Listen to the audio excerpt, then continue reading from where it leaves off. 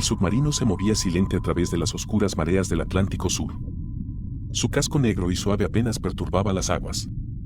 Dirigiéndose hacia su presa, asemejaba a aquellas fantásticas criaturas subacuáticas de que los marineros hablaron desde tiempos inmemoriales.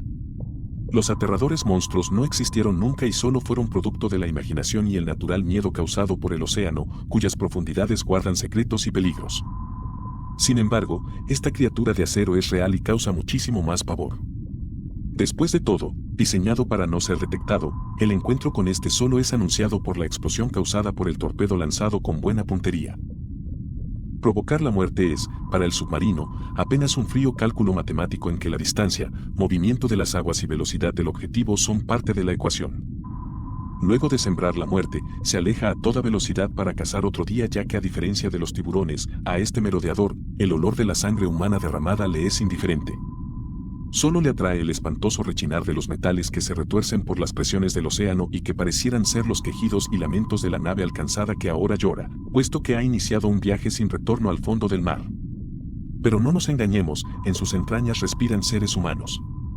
Rostros tensos e impávidos observan y monitorean las lecturas hechas por los instrumentos que son entregadas al capitán Creswell Brown. Las frases cortas y realizadas casi desinteresadamente son resultado del profesionalismo de la tripulación y solo el sudor en las frentes delata que después de todo son humanos y no máquinas. Esta tensión había llegado a su punto máximo luego de que Jem McClellan había logrado descifrar las 6 señales separadas que habían dejado en claro que Londres daba la autorización para hundir al Belgrano. La decisión había sido tomada a 8.000 millas de distancia en Chequers, residencia de campo de la primera ministra británica Margaret Thatcher. El almirante Woodward había realizado la solicitud urgente de cambiar las reglas de combate de la HMS Conqueror respecto del buque argentino Belgrano. Según el marino, era indispensable destruirlo puesto que significaba una amenaza seria para la fuerza de tareas que se acercaba a las Islas Malvinas.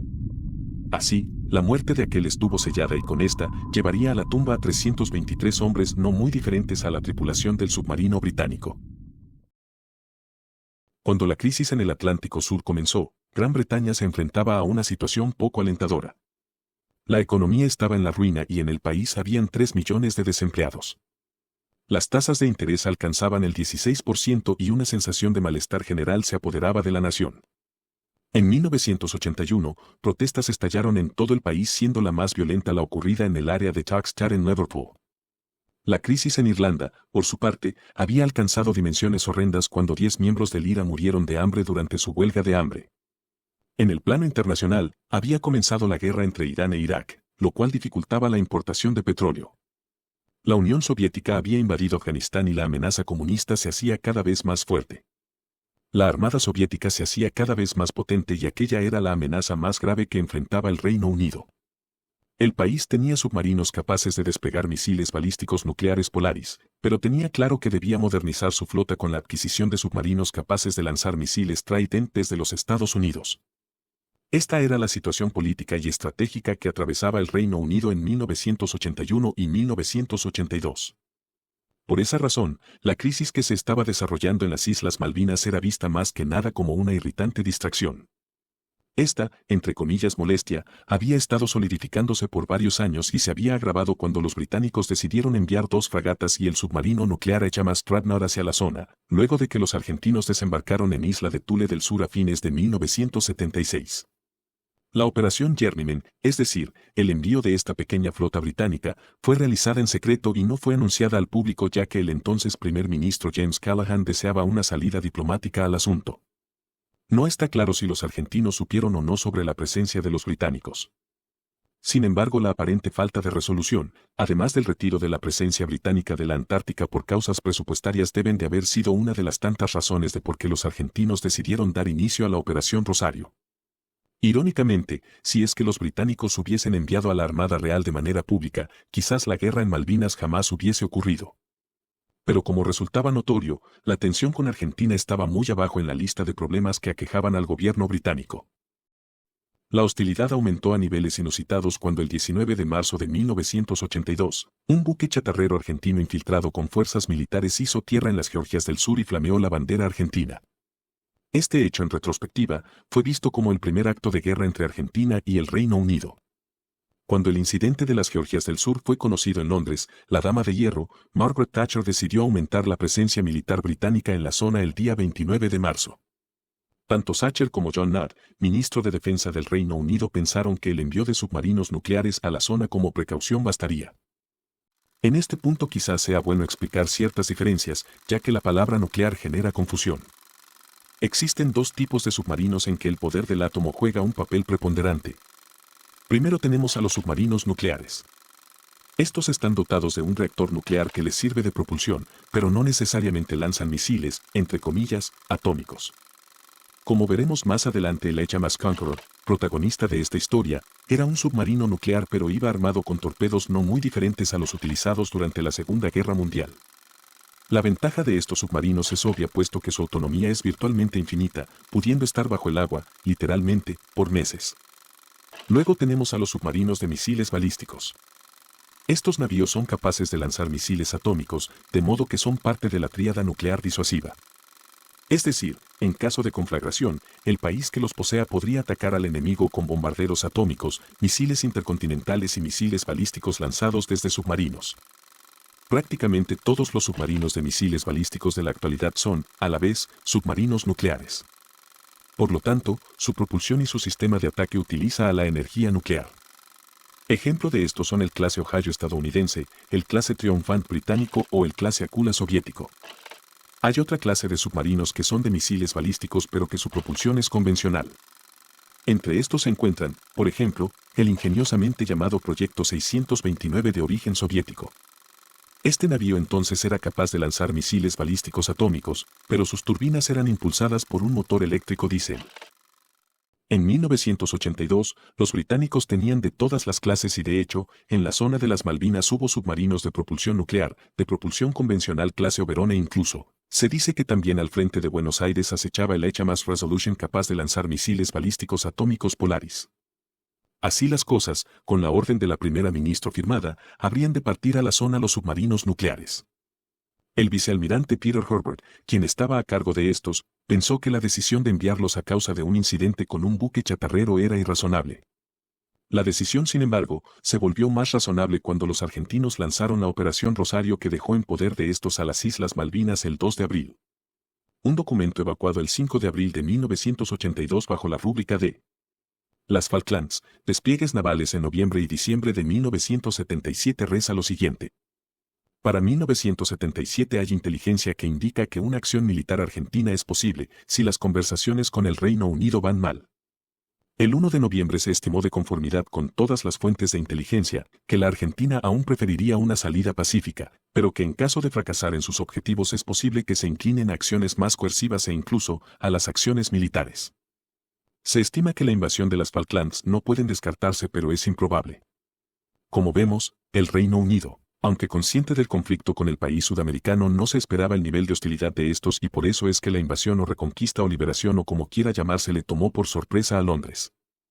Aún sin reponerse del impacto inicial y no muy claros de la situación en tiempo real, el 3 de abril partieron al Atlántico Sur el HMS Splendid y el HMS Spartan. El día 4 lo hizo el HMS Conqueror, alejándose del puerto escocés de Faslane. El viaje de estos tres submarinos nucleares comenzó en secreto, y si bien este había sido ordenado como una mera precaución, ahora se transformaba en una verdadera misión militar contra un enemigo que había hostilizado territorio que a sus ojos les pertenecía, y gentes de estirpe británica yacían bajo el yugo de potencia extranjera, lo cual era inaceptable. El 5 de abril partía desde Portsmouth la fuerza de tareas. Los británicos, flameando la Union Jack, le deseaban a sus muchachos buena suerte y que le dieran una buena paliza a los argentinos. Este pueblo había visto partir y regresar tantas veces a su armada real desde aquel mismo puerto que no les cabía duda de la victoria. Sin embargo, el gobierno británico, a diferencia de su pueblo, no tenía una actitud tan belicista. Muestra de aquello es que el mismo día en que la flota partió al Atlántico Sur se comenzaron a discutir medidas económicas para, entre comillas, poner presión sobre ellos para que se retiren de las islas. Probablemente, el envío de la flota al Atlántico Sur fue un movimiento político y publicitario además de militar. El gobierno británico estaba consciente de las numerosas y legítimas reclamaciones argentinas e ir a la guerra para recuperar unas islas que de primer momento no les pertenecían, al menos desde el punto de vista jurídico, habría de ser sí o sí una situación que exacerbaría los ánimos de las naciones no alineadas. Peor aún, los soviéticos, con su falso discurso anticolonialista, podrían coquetear con el gobierno argentino a placer y desestabilizar la región. Sin embargo, la acción argentina no podía no tener respuesta. Por lo tanto, la Task Force, partiendo con toda la pompa imperial, se constituía en un mensaje para la Argentina. Durante su trayecto hacia el sur se intentarían salidas diplomáticas, pero de no lograrse, la guerra no podría ser evitada, y en aquel escenario los submarinos que partieron en secreto y con anterioridad podrían realizar su labor de cazador asesino. Ante las noticias de la partida de la flota británica, Galtieri dijo en una entrevista que pelearían, pero que estaban preparados para hablar y dialogar. Probablemente, el prospecto de la flota británica acercándose y la realidad de una próxima guerra contra una potencia mundial lo tomó por sorpresa. De que los argentinos no se esperaban una guerra, sino una salida alternativa, es reforzada de manera retrospectiva por el mal desempeño de las Fuerzas Armadas. Dice el general argentino Martín Balsa en su libro Gesta e Incompetencia que fuimos conducidos por incompetentes que nunca valoraron que un país como la Argentina no debía basarse solamente en el poder terrestre soslayando el poder marítimo. Continúa en otro pasaje el argentino. Mi crítica no constituye una actitud antipatriótica como me lo insinuó un exministro de la dictadura militar, aduciendo que los errores de los altos mandos no debían señalarse públicamente, pues los civiles no estaban capacitados para comprender cuestiones de estrategia y táctica. ¿Lo estaban acaso muchos hombres de uniforme?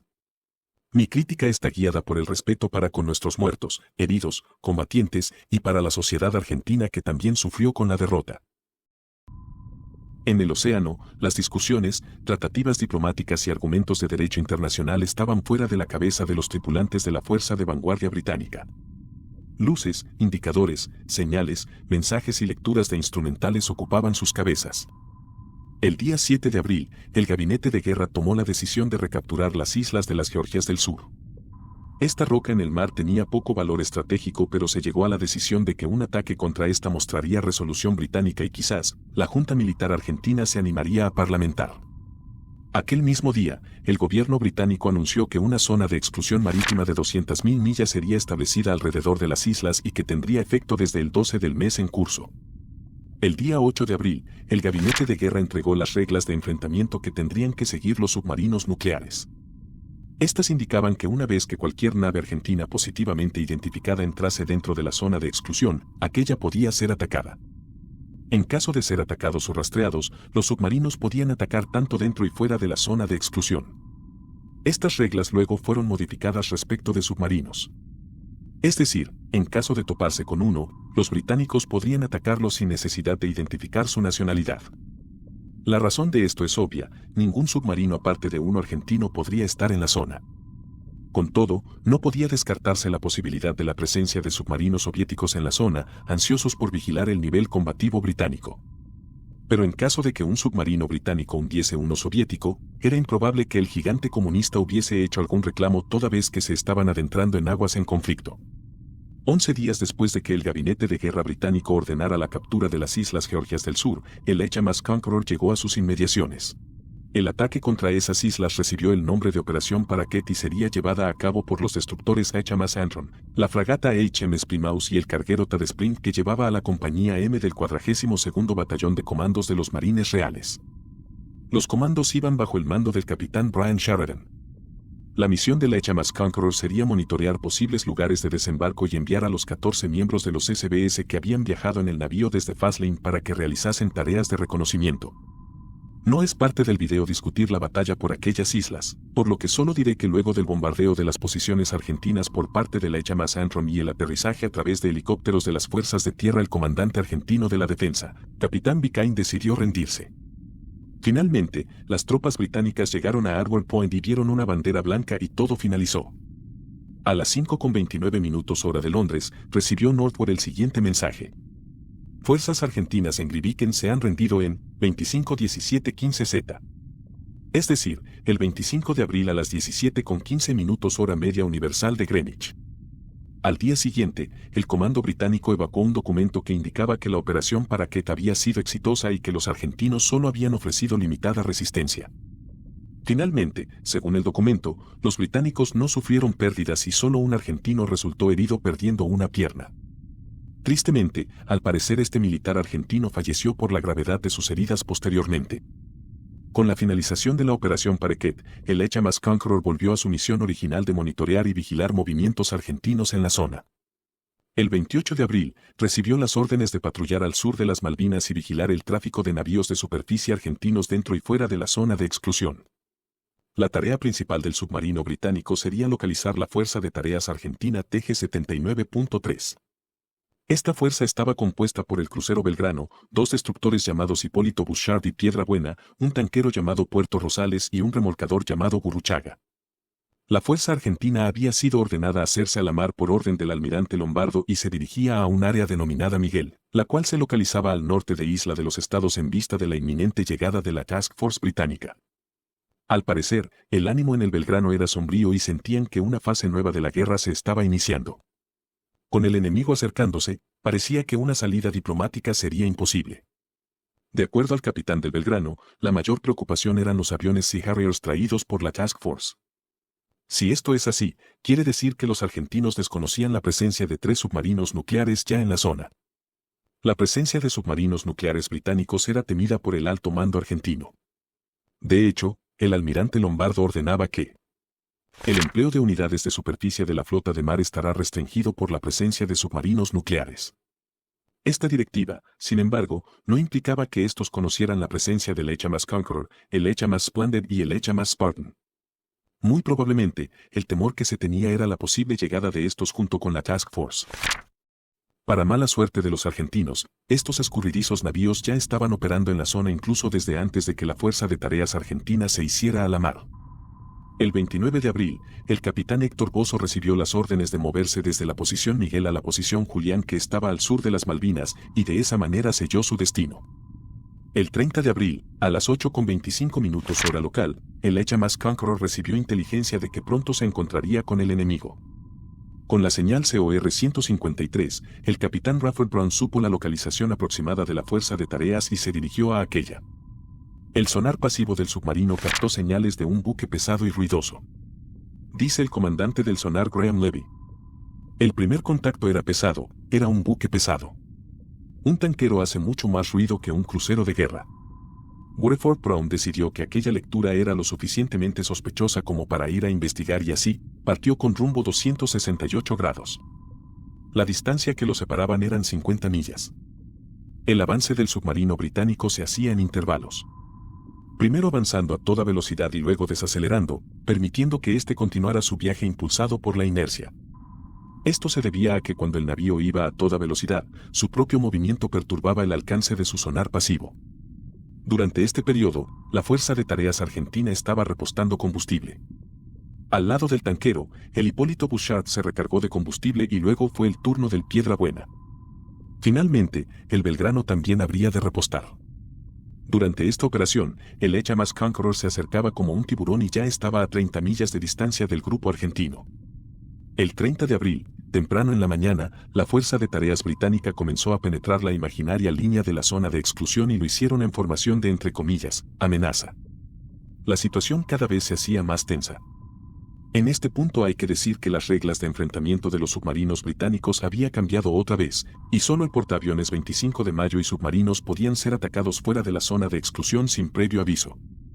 Esto se debía a que el 25 de mayo era una amenaza obvia puesto que podía atacar con sus aviones cualquier navío británico. Para estos últimos, su destrucción era importantísima. Irónicamente, al parecer su sistema de catapulta no funcionaba y no era capaz de hacer despegar aviones desde su cubierta. El 1 de mayo, a las 12:10 de la tarde hora local, el HMAS Conqueror hizo contacto con el grupo de tareas argentino. Creo que no existe mejor testigo que el capitán Chris Rafford Brown para que nos relate los eventos que llevaron al hundimiento del Belgrano. Esta información fue extraída del reporte oficial del HMAS Conqueror entregada al almirantazgo británico a su regreso al Reino Unido. Bajo el título de HMAS Conqueror's Report of Proceedings, sabemos que durante el contacto visual, el capitán vio 5 navíos en formación cerrada. Según el británico, los argentinos estaban operando con sonares pasivos. A las 13:35, ambos destructores están a cada lado del Belgrano y cree que la dirección que llevan los colocarán justo en el centro del área Julián. Por ahora, la idea es mantenerse a 9 o 14 mil yardas del grupo. A las 2:10 de la mañana del 2 de mayo, la fuerza argentina tomó curso sureste contorneando la zona de exclusión. A las 8:10, el grupo hizo un cambio de curso hacia el noroeste. El capitán confirmó a las 9 de la mañana que los argentinos se dirigían hacia el noroeste en vez de la zona de exclusión. Para las 11:44, la fuerza argentina transita hacia el oeste, 270 grados y a las 13:52 minutos, la intención del submarino es mantenerse a profundidad de periscopio. A las 16:25 minutos, el submarino recibió el permiso para atacar. Dice el británico. El objetivo ahora es acercarme y lograr una posición de tiro. Las armas preferidas serían torpedos Mk8 modelo 4. Si la posición de tiro no se puede lograr debido a la presencia de los escoltas, tendré que utilizar torpedos Mk24. Son ahora las 17:18 minutos y continúa Raffle Brown. El destructor está demasiado cerca como para disparar desde el estribor del objetivo. Por lo tanto, mi intención es avanzar a lo largo de su popa para quedar a babor del Belgrano entre los destructores y aquel. A las 17:45 estoy a profundidad de periscopio y me encuentro a 3000 yardas del objetivo. Cambio de dirección a 225 grados para obtener una buena posición de tiro. A las 18:09 minutos tomamos posiciones de combate. A las 18:13 estoy a babor del grupo. Mi objetivo, el Belgrano, se encuentra en el ala izquierda. Mi intención es acercarme a posición de tiro y disparar una andanada de 3 torpedos Mk8 modelo 4 desde 1800 yardas en un ángulo de 100 grados. Luego tendré que evadir hacia el sur alejándome lo más posible de la superficie para ayudar a mi escape. Son las 18:54 minutos y el Belgrano no está consciente de mi presencia, su velocidad es de 10 nudos y medio y está a 1550 yardas de distancia. A las 18:56 minutos y 54 segundos abro fuego. La orden de fuego es 612. A las 18:57 se oyen 3 explosiones. La primera se escuchó justo antes de verse una bola de fuego justo pasado el mástil, la segunda se escuchó unos 5 segundos después y la tercera fue oída pero no vista. A las 19:04 minutos se vuelven a oír explosiones. Quizás aquellas son cargas de profundidad de algún tipo de arma antisubmarina utilizada por los destructores Bouchard y Piedrabuena. Para este punto Raffle Brown cree que los destructores le persiguen e incluso sospecha de la presencia de helicópteros. Son las 21:30 de la noche e indica. Se vuelven a escuchar explosiones, no sé qué podrán ser. No se han visto helicópteros. Quizás sean aviones lanzando cargas de profundidad. El lunes, 3 de mayo indica el capitán británico que no hay contactos de sonar. A las 14:40 minutos decide dirigirse a una zona entre Isla de los Estados y el Banco de Burgwood y continuar con su misión de patrulla y vigilancia. Una vez de regreso en el Reino Unido, el HMS Conqueror flameó la infame bandera Jolly Roger propia de los piratas, indicando el éxito en el hundimiento del navío argentino. Contrario a lo que se pudiese pensar, esto no tiene nada que ver con hacer mofa de los argentinos, ni con el hecho de que estos últimos llamen a los británicos piratas.